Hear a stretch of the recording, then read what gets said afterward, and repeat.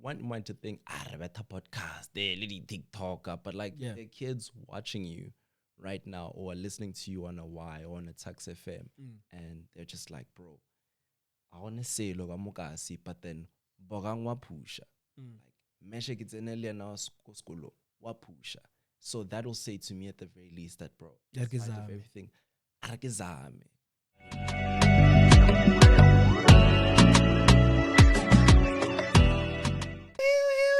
Yes, ma'am. Yes, sir. Welcome back to another episode of the Let's Talk podcast. My name is Bokang Jiyane. If it's your first time here, welcome back to another episode. Make sure that you like, comment, subscribe, and share, and do the right things so that you can see us in the right places. Yeah. And as you can see and hear, I'm not alone. I am with the superstar, the Kwelest of the Kwelest, TikTok Broski.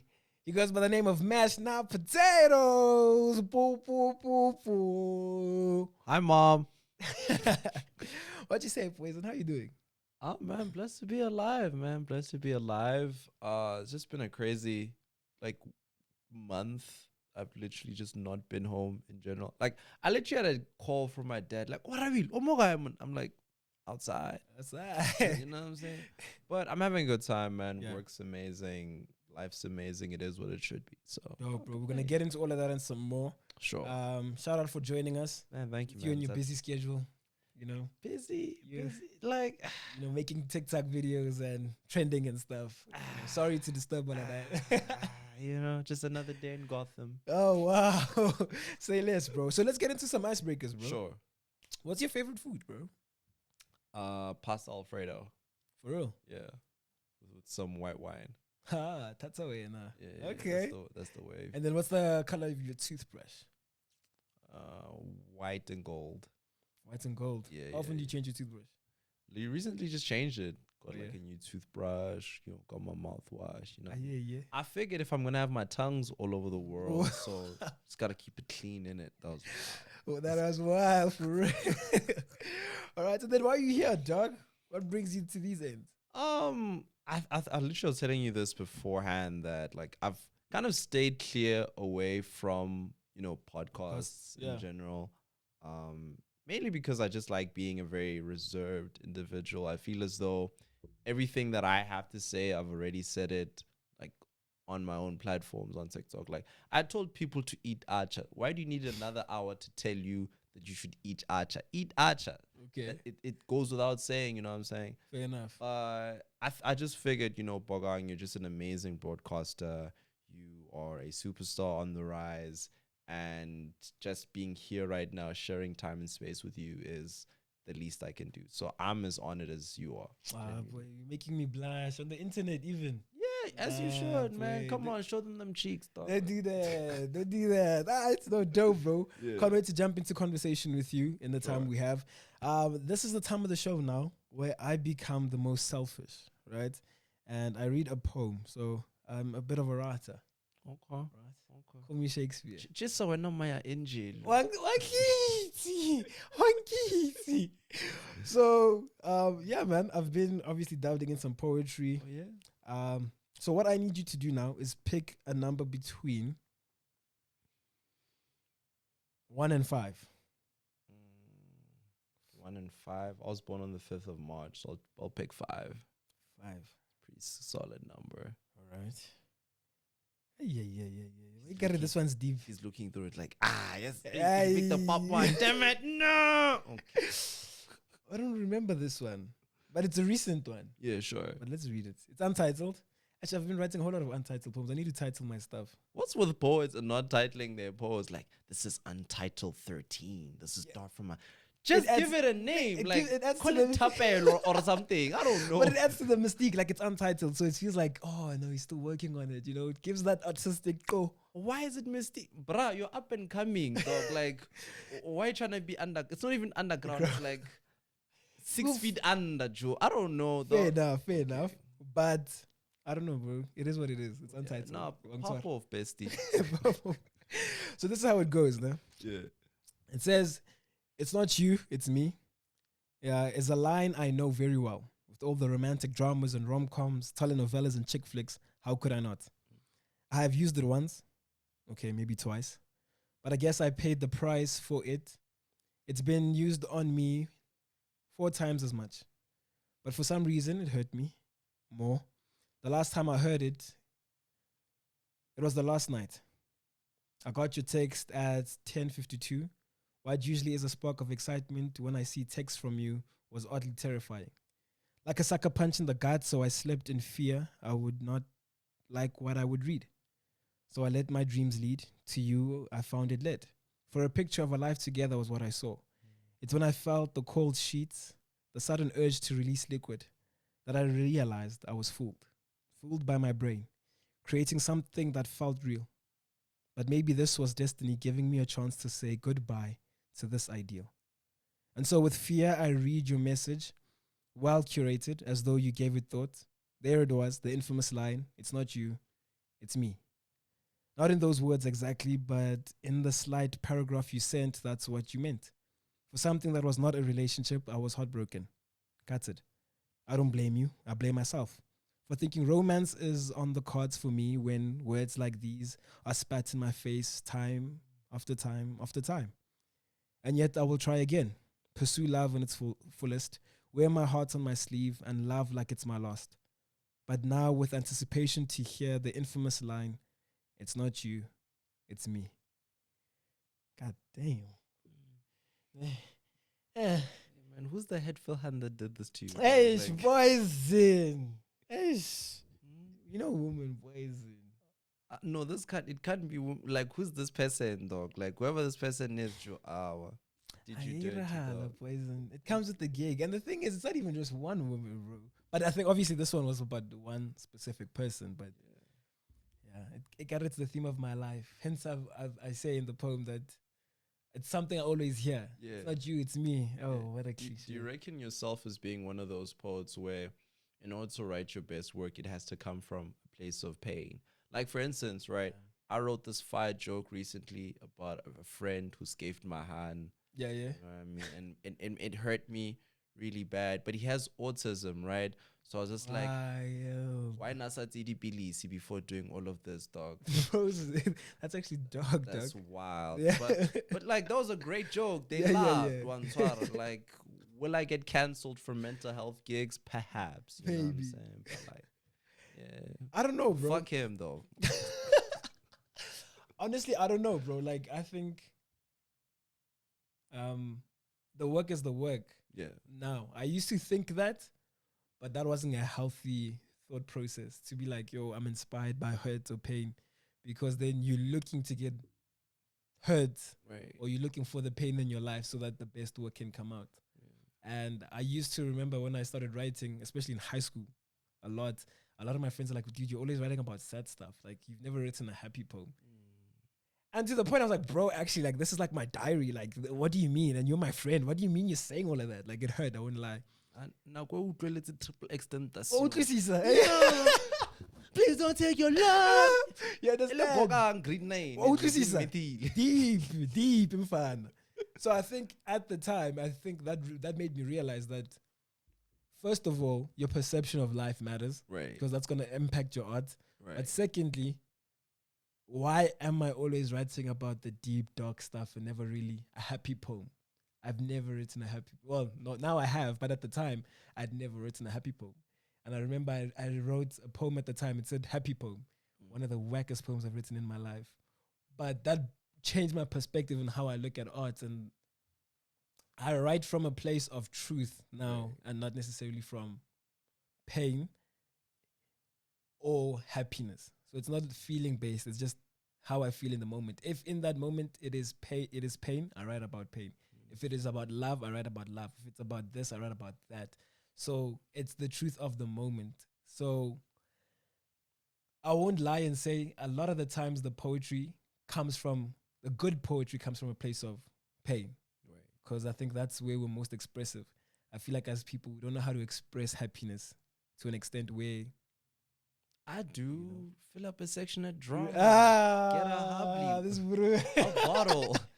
pure happiness. Listen So to what this do you guy. say? I'm playing. You know what I mean? So yeah. If anything, what I'm getting at is you've probably taken the perspective that rappers take. I remember there was this one quote from, I think it was Wiz Khalifa, when he mentioned that rappers are somewhat of the CNN of their lives. So they will rap based on the things that they see right in front of them. So for Wiz Khalifa King, Gidipaje, Yeah. le basadi. Clean. So that's what he's gonna rap about. Yeah. Dipache and basadi. But like if you're still on the come up, what are you gonna rap about? Poverty, Whathalang? back rooms, Exactly. skiki. Because that's you know my what I'm life. saying? And then get pop and then but he's changed. He's Because changed, you keep know what I on mean? peeling. Popil, How? you What? know- It's like the Elsa thing, bro. And she said it's clean from time. Right. Guys, it's funny now. But let me touch back. It's over for everyone. And now people are quiet. Why you quiet, boy? I did tell you that I'm a switch off. Yeah. And she switched out.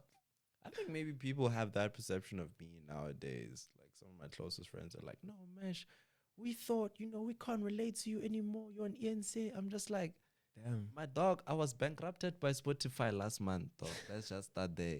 You and I were technically on the same tax bracket. Basically, You know what I mean? Because I'm still relatively on the come up. Yeah. Yeah. And I'm niggas just saying will this come. for tax purposes. The balance is up somewhat. Somewhat. But Somewhat. Saz, if you're after me, it's bad, boy. It's bad. Like, No, easy, boy. But yeah, that's poem of the week. Let's get into the chats, bro. yeah. First and foremost, how are you, dog? Genuine chats. I was having this chat with Isaac Mihlape and who was also there with me? With Khabani Molloy. We were having this chat about just like where we are in life. And I think the one situation that exemplifies where I'm at in life is last year I went to my first Comics Choice Awards, right? It was a pretty big deal. I wasn't even invited. I had to email the award guys to like get a ticket because I couldn't afford it. Got a ticket, but we're at the Lyric Theater and they put me all the way up, like stairs, like up, like those type of stands where like you have to be from heaven to see what's happening there. Like Pop-Pops looks like Skomota from that height. You know That's what I'm saying? Like, it was crazy. pretty, Yeah. and literally you got like one complimentary Savan, and I had to sip that thing the whole night because I couldn't afford other alcohol. So I had to be like, oh, wait, you know what I'm saying? Take your time. Don't jag. This year, however, this was actually the first year I got invited as a comic. Oh, dope. Yeah, so I'm getting a better seat, I have like a date. Yeah. Plus one yana. One, so I'm gonna get a nice suit rental plaza way. Oh, You know what I that's mean? dope, And yeah. I'm just like, I'm still struggling as everybody is in this world, but I take, I guess, gratitude in the fact that like things have changed and I've willed everything in my life into existence. So yeah. to answer your question, I'm good. Okay. Yeah. All things considered. Yeah, I'm All good. things considered. Good. I hear that. So let's start, bro. Varsity, right? Yeah, UP, studying law. Yeah. Did my BA law and then I dropped out and then I did my LLB. God damn. That's crazy. My time though. Yeah, but valid. Listen, I hear that. No, tax will Felt. make you take your time. Felt. Utlaema. So I wanted to chat like with that. What got you to the point where you like, not even just at UP, but like just generally to be like, no, actually at UP, because that's when you started social media. Yeah. To say, let me pick up the phone and let me start cracking jokes. This was like late third year when I was doing my LLB. I think I just gotten back, passed some modules. I think I failed tax law and what was that other module that stressed me out? Like VHD. I failed those two again. So it's like, hey, I'm gonna get fates, mama, get fates, right? But when I got back home, I was just like, this is not the wave. Like generally speaking, this is not where I see myself. I'm not feeling happy. So I figured, okay, cool. Look, we're in our 20s, so I need a side quest. So I was like, okay, cool. Let me just start a TikTok account, and then I learned how to edit. I had a friend of mine, Yakobus, who had lent me his gaming PC for December. So I was just learning how to edit and learning how to write jokes. And I started posting a couple of videos. I mean, the third video I did was a satirical ad on Apartments on Williams. Yeah. So at the time, Apartments on Williams had this new policy where they were going to like switch rooms into like bunk beds. Oh And yeah. I made this like great ad about how place is gonna be so overpacked. It's gonna be amazing. You'll be able to hear all types of sounds like and like you know, Wow. it went wild on Twitter, and that was Yeah. like the first time I felt like my peers being like, "Oh, this is weird, but like I like it." You mess with it, yeah. And then I think from there, I was just like, "Okay, cool. I could literally make a career out of this, logically speaking. I Okay. don't know how, but like if I just keep on doing this long enough, something's gotta give." Was the comedy thing something that sparked then when that video come, or were like niggas already telling you, yo, bro, you're funny? Yeah, Mash is that guy. You know, Yeah. I've always messed with comedy. I mean, my first like interactions with comedy was watching Don't Shoot the Messenger, Chris Rock rather. Yeah. Trevor Noah, Daywalker, classics. Dave Chappelle a bit later, and then when I got into like grade 8, grade 9, late night news with Luis Ogola, obviously PMS, Piomonate Show, Yeah. the Bandu Hour, and like that just like it did something to my brain. Yeah, yeah. Like, oh, okay, you could like get paid to talk shit. This seems like a job. Like I'd like to do that, right? Yeah. And so when I got to grade 8, I was in my new high school at the time, Pretoria Central High School, and they had like this thing called a grade 8 orientation Sure. like concert. And I figured, you know what would be really cool and like a way to stand out? I'm gonna do stand up. Mind you, I've never learned how to write a joke. I don't know how to perform a joke. My point of reference is Trevor Noah. I'm like, Trevor Noah just gets on stage, better joke. This is easy, right? Yeah. So the concert happens on a Friday. I'd already spoken with the organizer. She's like, "Oh, this is gonna be cool, and you know, because I believe in you so much, I'm gonna give you 2 slots." I'm like, "Oh, Yo. 2 slots? Eh, must go outside, sharp." So the day comes, place is full as hell. Like I was in one of those like I was not a fly by night, but it was on the come up high schools. It didn't have a Yeah. grade 12, my high school. Yo, Bro. If it like a grade 10, So, it was still loading. oh my man. Ka botsa Ah! jo. In le grade 10, so ho tletse ho na le Yeah. ma grade 8, ma grade 9, grade 10. Sharp. I get on stage, place is packed, you know, it's a vibe. Yeah. Get on the mic. I'm like, "Hey guys, you know what I mean?" I don't remember the joke per se, but I just remember the joke or the punchline of the joke being, "Mbuzi, malaya chili bad, malaya." And then everyone went crazy. The crowd just looked, and they were just like, "Boo! Boo! Boo!" Damn. It was bad. I got booed for the rest of the year. I'd be at the tuck shop going to buy a pie, and then a guy comes on, "Exhale! Boo!" Yeah, damn, boy. Yeah, it was So you died on stage. That's the first death you've had. Yeah, Comedy. man, at a very young age, and I quit my dream of comedy then. But I put in the back of my mind, Yeah, yeah. 'cause I'd always talk to Hans, and I'd talk to people, and they'd always laugh when they was around me. But Okay. I didn't think like, I don't know what's the word, but I thought maybe they didn't laugh, or they were laughing at me rather because I was skinny. So it's like you're laughing at my hunger, way, like you know what I mean? Yeah. But I was like, oh, maybe I am a funny guy. And so I was like, okay, cool. When the time came in third year, I was like, all right, cool. This is the chance. This is let's push this. That's and then, interesting. You know, God did his thing. Dope, bro. So was the comedy? It was always a thing for you growing up. Yeah, Okay. in a weird way. I mean, I had a phase where I was a rapper. I think every young black man in SoundCloud, South Africa had a SoundCloud in their lives. Yeah. I can't rap now. Yeah. But like But you had a 16. I had a Surely you have that. You remember that 16 you used to dial back in the day? blocked it out of my memory. It was traumatic. Eh? It was man. I can't allow my ops to see me that way. Yinse Marung was already pushing it, but like nah. Yeah. That's the most they're getting out of you. Yeah, and then I was tapping into poetry and public speaking and readiness. So Yeah. growing up, I was always a liker of side quests, doing everything but the thing I'm there to do, which is school. Cosign retweet. Yeah. So my mom hated it, man. I can Absolutely. imagine. But she understood like this is keeping me off the streets. So Okay. she was like, So that's dope. So with the comedy thing, was it ever a thing where like you use it as a coping mechanism? I ask this because you know a lot of people when they go into comedy or just look their perception of comics. Yeah. Is these bros can crack a joke anytime, no matter. Mm. And to an extent, yes. Yeah. Right, that's true. But when we look at stories like most recently Ebenezer, and we look at Robin Williams, these are guys we all looked up to. We thought, oh, they had it all, they're doing it, they're doing big, but they still fighting their own demons. So is that a thing for you as well, being someone who is in the space, or is it not a thing for you? I mean, one thing I must clarify with Ed was the fact that he actively spoke about his mental health. This was never something that he hid from the audience or even his fellow comics. If you met him and you were just like, dude, how are you? He would tell you, nine jive, I am not okay. And then you'd hit some like weird ass joke, like, you know, what they call a president in China, Mao. And I'd be like, my nigga, oh, what joke.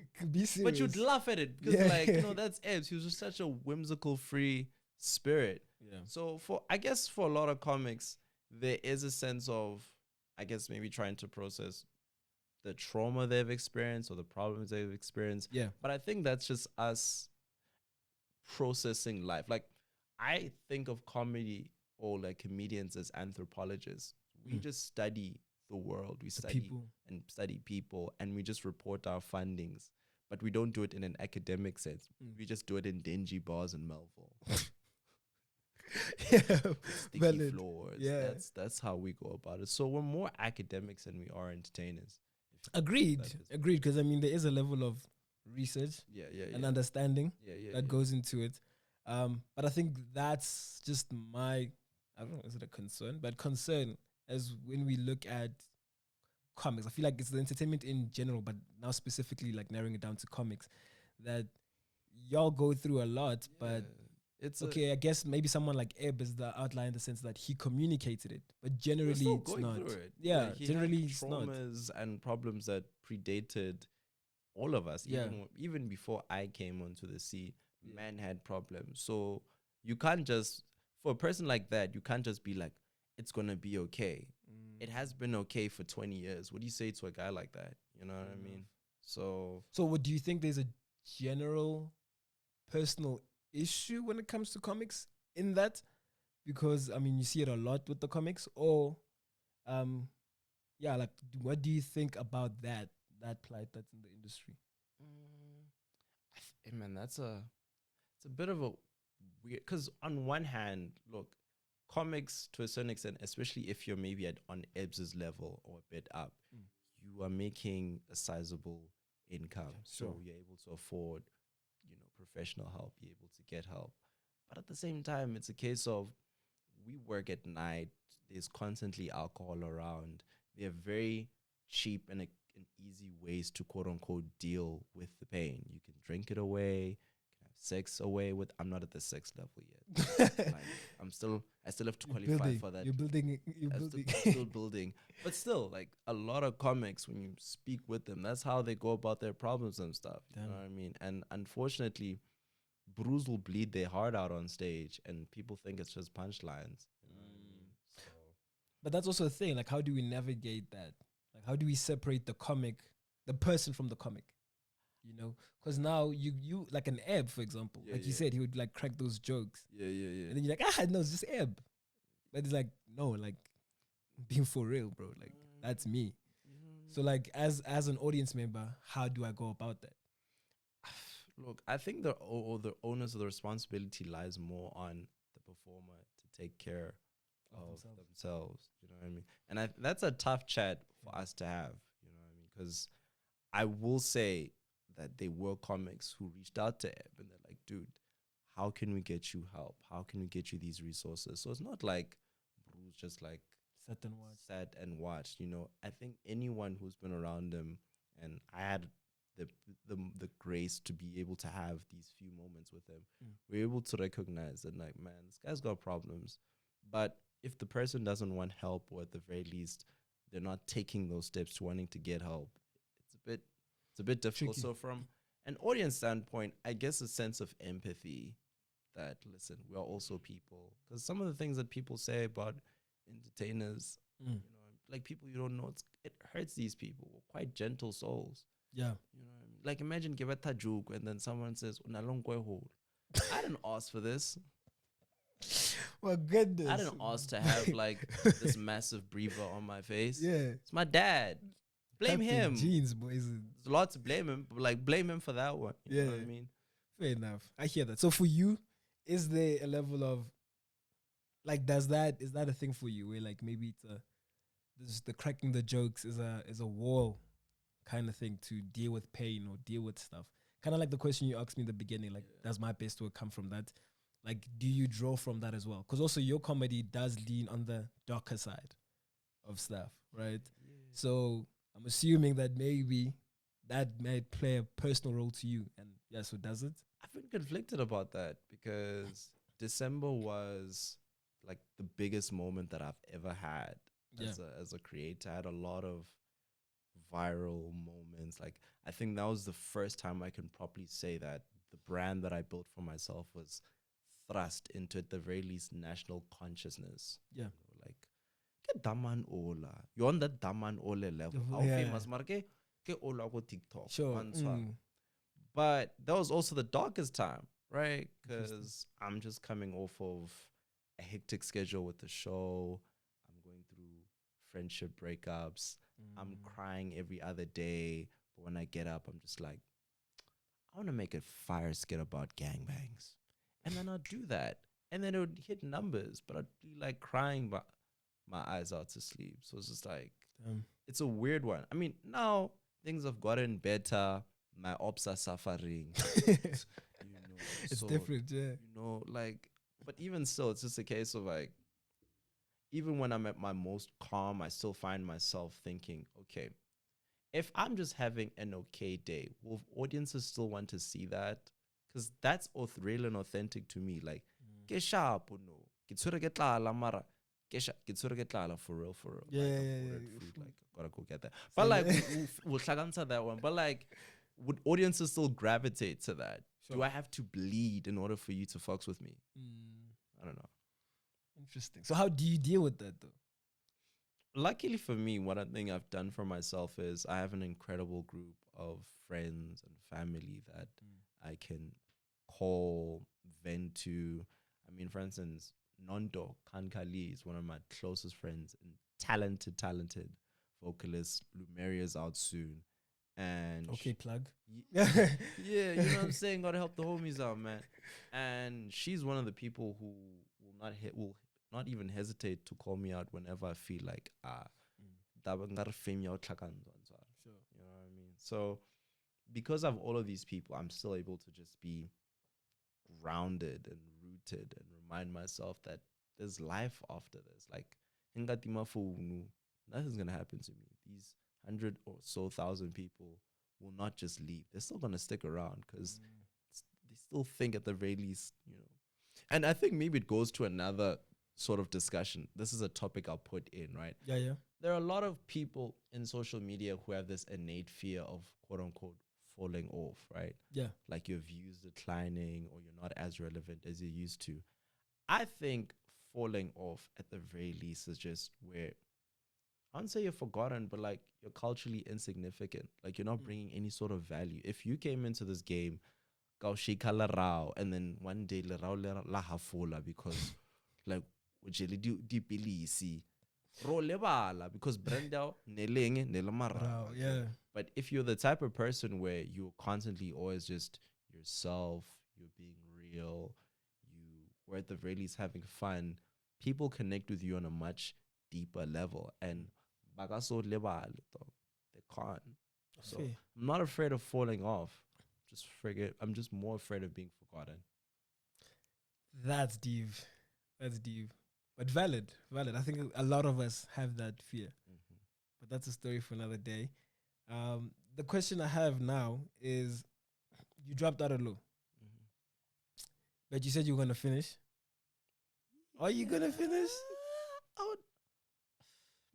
Look, listen, we don't judge. Okay, no, from a proper like career perspective, the LLB degree is quite, like useful. It's like a Swiss knife. You can do so many different things other than just being in practice. But having spent 6 months working at a firm and just seeing how, I guess, soulless that place was for me, I was just like, okay, cool. The easiest thing for me would just be to get this degree, get admitted as an attainee, so that I'm able to just afford VIP packages at Sun City Homecoming. I don't have to die. But then I'm just like, listen, the balance is not up right now, but I trust my talents and I trust my networks and I trust that it mbona mo Sun City, it's Bokang. Yeah, You'll just see me there. Get out, fana. Kapere bikini. One step. Go tap. I got tap on fun. Sure. So but like it's just a thing of like I'm just having so much fun. Like this is the happiest I've ever been in my 20s. Like March was easily the best birthday month of my 20s. Not because I was just partying, but I was just like, I'm living in my purpose, bro. You know? You're content. Everything in your life is where you want to be. More like a sharp. There's an odd roach here and there in the room, but like I'll take that than working at a top 5 firm and being depressed. Oh, okay. So that's the level now. Entertainment bro, funny guy. Yeah, what he jokes. What he jokes. What he jokes. No, that's dope, bro. And now even coming now, obviously you social media blowing up. Yeah. Then Kora says, "Hey Chief, what's that land? Yeah. Come work with the money makers. ENCA way. Hey, so when ENCA marung ne shomiaga wale trenda.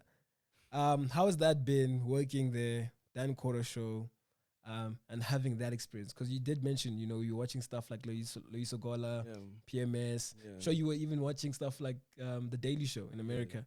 So being a part of something like that based in SA, how do you find working there and how's that been? You know, it's such a dope environment. It doesn't feel like work. Like when I hop on Mondays, there's the Kopano Jazz Collective. They're playing proper tunes. We probably have our musical guests. Like the last time we were in the studio, I think we had Reason. Reason and Gigi. And this was the Monday after the Saturday when they had the situation. Yeah. And they didn't even jump so that like anything happened. Like Reason was at peace. Now 30 reps, one more, not whatever he had back in the weekend, it's one swara. And it's light. You know what I mean? Like it's such a fun place to work at. Obviously, in the weekends and in the week prior, like Tuesday, we have our meetings where we prep the show, and then we spend the rest of the week researching. Luckily, I've like acquired myself a researcher, Urifile. He's an amazing boo, studying masters in NW, international relations. So he helps me write and compile and dig deep into the research. And then on a Sunday, I send the script over. Dan tells me, I'm like, sure, we do that. Send the script over to ENCA. And then just pull up on a Monday, deliver the lines. And by like 1, 2, Rachais. And then I spend the rest of the week doing side quests. So I'm just like, it's just a really fun place. But jokes aside, it's a case of we're literally in the middle of South African TV history, in my opinion, because this country has not had a proper late night show, and we've not had a show of perhaps maybe the same stature or maybe the same sort of format since late night news, and that was like 10 years ago. So for Dan, myself, and for everyone on the team, we're still trying to figure this out. So to have the audiences resonate with what we're doing and be so kind as to give us another season where we can just wild out and have fun is something that I just don't take for granted, man. Like, I'm just deeply grateful. I'm just like, God, you did your thing here, man. So, yeah, man. Like, it's just an absolute honor and pleasure just to be on that show, man. Yeah, man. Keep doing your thing, bro. Keep trending. Taking us in the air, dog. You know what I mean? Yeah, but even then, like when I write for the show, the aim is not to trend. Like trending would be nice, so you're able to just introduce this cool thing that we're building to massive amounts of people. But I think it's a case of getting to educate the masses and to remind South Africans that in spite of everything that's happening and how bad everything is happening right now, the number one thing that we're fighting against is apathy. You know that feeling where young people specifically feel this feeling where abanye ke ditaba, Sure. they don't want to read because they're like, wa tshwana, vete a namella, wa tshwana, ANC a vote. That is so dangerous because people in power rely on that to just keep on being elected, and we have to fight against that. So to have this platform where we can remind young people that, like, bro, kahle kahle, ba half abato, we are the ones who put these people into power, not the other way around, is something I don't take for granted, and I'm deeply grateful for. Jeez, but dope, valid. Unfortunately, we don't have much time. Which is great. I got an Uber Eats delivery. I got an All-Star box waiting for me. But yeah, we do have to wrap it up, unfortunately. Yeah. But I think a question that I have is, do I want to ask this one? No, pop off, twin. Pop off. What's about cancel you? And I'm joking, but genuinely though. But obviously, in light of what's going on with the Kwekwe situation, which is, I think, I owe it to speak about it. But I think my question where it comes from being someone who's big on socials. Yeah. There's this idea that's perpetuated on public figures, on people big on socials to speak on issues. Right. I don't know if I agree, because to an extent, and maybe you can share your perspective and maybe educate me in this moment, but what ideas do you hold when it comes to being a public figure and being held to that standard that you need to speak up to these issues? I mean, I feel like to a certain extent to you, it might be different because you do speak on social issues in general. Regularly, but for someone who might not be outright a social conversator, what do you think about that? Me, I just do dance TikToks. Now I'm told, Chief, you've got a platform, dala what you must dala. Speak about it. What are your thoughts on that? I mean, look, I have to. This is the first time I have to think, because this whole interview is just like, okay, so for creators in general, let's say if you're a dance creator, right, you may not talk about the socioeconomics of this country. Like, the budget vote may not be your thing, but you probably have a daughter, or you have a niece, or you have a nephew, or you have a mother, or you have a sister, or you have someone in your life who you know that these issues affects them. So with the platform that you have, at the very least, you owe it to those people at the very least to speak out, or to use your platform to share resources to fight against things such as GBV, or to repost when a march is being held, or at the very least just to say something, right? Like, that's just the bare minimum, right? What I do at the very least guard against, or what I'm very, like, I won't say cautious, but is performative activism, where people are riding on this wave for numbers and views. Numbers. And I'm like, okay, cool. My dog, your other videos are up. Clearly nobody's laughing. Clearly nobody's finding you entertaining. Why are you using this as a perfect time to try and get your engagement up? You know what I mean? Yeah. So I think it's also a case of, like, bro, read the room. Like, read the room. Even in myself, I haven't even had anything to say about this man. All I could do at the very least was just repost the video of the march and just be like, listen, this is what's happening. Go tap in, go and help. That's the best that I can do. But also it's a case of, what can I say in this current juncture that hasn't been said about Uyinene, that hasn't been said about the women who are being brutalized, and children who are being brutalized and maimed and murdered every single day. It's not me being apathetic, but it's me saying that, like, something's got to give. Like, I'm tired of having to constantly go on the streets for this matter. I want the police to start doing their job. I want the justice system to start doing their job. I need the National Prosecuting Authority to start bungling up cases like they did with Omotoso and start doing their job. Like, it should not be the responsibility of SEMA to ensure that justice is served in this country. Yeah. You know what I mean? So, look, it's a tough one. Yeah. It's a tough one. But again, we have to fight against apathy. Like, in all our, and wherever we find ourselves, be it as dancers, as singers, as lawyers, as accountants, in whatever space, we have to fight against apathy. It gets tough though, because I mean, you go to Okasi, right? most people are apathetic because it's tough to be hopeful when all you see is hopelessness. It's true. You know, and I think great religion does play a role. These certain things play a role in it, but it does get tough from a day-to-day perspective. So, but do you see how powerful what we're doing right now is? Like, one might to think, better podcast, they little TikTok, but like the kids watching you right now or listening to you on a Y or on a Tax FM, and they're just like, bro, I wanna say look I'm but then Bokang wa pusha. Like meshe gets in now school wa pusha. So that will say to me at the very least that, bro, in spite of everything, you know what I mean? Women are being murdered and killed in this country, but there's still people going out in the streets fighting for this. Sure. Like arakizame say. Okay. Like cause like if there's one thing that I want people to take from this interview, uzama. Try something. Just like but fight against apathy. It's like apathy is such a dangerous thing in this time right now. Yeah. Ash. Nago yarbit. Ash, irtabutse man. Ash.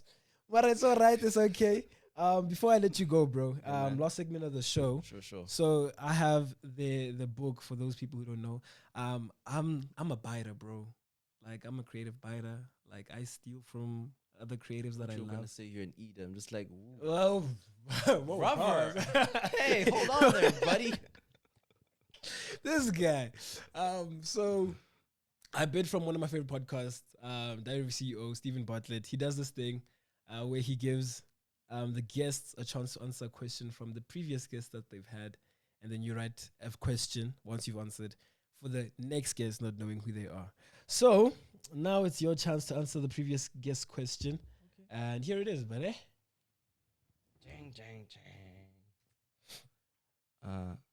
How do you stay inspired and grounded? How do I stay inspired? I remind myself that, you know, I come from a lineage of struggle. You know, people have fought, you know, for a person like me to get to this place that I find myself in. You know, a decade ago, you know, my family couldn't even afford DSTV, but now we're on ENCA. You know what I mean? Like there are people who laid their lives for us to be able to do this. And as much as I feel tired, as much as I feel weary, I have to remind myself that, like, bro, the least I can do for them is to just keep on fighting and just keep on being happy, keep on being weird. Yeah. You know what I mean? And in terms of just being grounded, reminding myself that, look, you're gonna die. Damn. You know? But real. Yeah, like there's no way around about it. So if I can use every waking moment that I have right now to be loving, to be caring, to be positive, to do every single thing in every fiber of my being to go towards my dreams and goals, and know that when the night comes, I'm satisfied, that for me is a good life. And also eat acha. Eat acha, don't forget. Very NB. Listen, my dog, thank you so much for joining us for the pod in your busy schedule. Always a pleasure. We have you again sometime soon. And yeah, guys, please make sure that you like, comment, and subscribe. If you want to see Mash again, comment in the description below. In the comment section below. In the comment section below. It's going to be a vibe. It's going to be dope. Make sure that you give us 5 stars on Spotify. And then tell us why you'll give us a 3.5, because why would you want to do that? Anyways, my people, it's been lovely. It's been great. Until the next one. Danko. Yes, thank you. Bye. Shoo.